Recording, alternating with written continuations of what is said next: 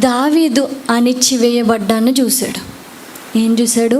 అణిచివేశారు, తొక్కేశారు. ఒక మాటలో చెప్పాలంటే దావీదుని వాళ్ళ నాన్న తొక్కేశాడు, పక్కకి ఎంటేశారు. వాళ్ళ అన్నీలా అసలు లెక్కే చేయలేదు. వాళ్ళ డాడీ ఏం చేశారంటే, నీ కొడుకుల్లో ఒక కొడుకుని రాజు చేస్తానంటే అంతమంది కొడుకుని పిలిచి దావీదుని తీసుకొచ్చాడా? తీసుకురాలేదు. దావీదుని ఆ దృష్టిలో కూడా పెట్టుకోలేదు. అలాగా యెష్షయి దావీదు మీద ఆశపడలేదు. పర్లేదు దావీదే కదా అని వదిలేసాడు. వాళ్ళ అన్నదమ్ములు ఉన్నారా, వాళ్ళ అన్నదమ్ముల దగ్గర క్యారేజ్ పట్టుకుని ఆహారం పట్టుకుని వెళ్తే, నువ్వు ఇక్కడికి ఎందుకు వచ్చావు? యుద్ధాన్ని చూడడానికే కదా వచ్చావు, నీకు అవసరమా, ఇంటికి వెళ్ళిపో అన్నారు. అంటే ఎంత తక్కువగా చూశారు. దేవుడు అవన్నీ చూసేసాడు.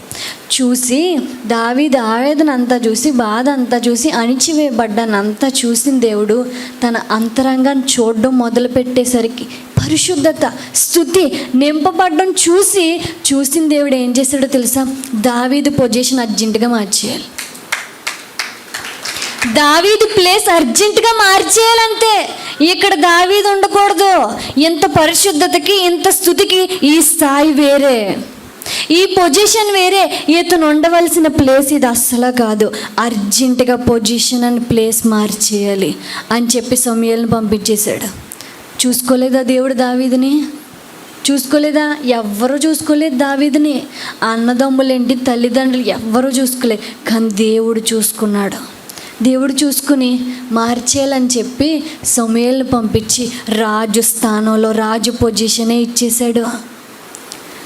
రాజ్యాన్ని ఏలే ప్యాలెస్ ప్లేస్లో పెట్టేశాడు. ఎంత గొప్పగా చూసుకున్నాడు దావీదుని దేవుడు, ఎంత బాగా చూసుకున్నాడు.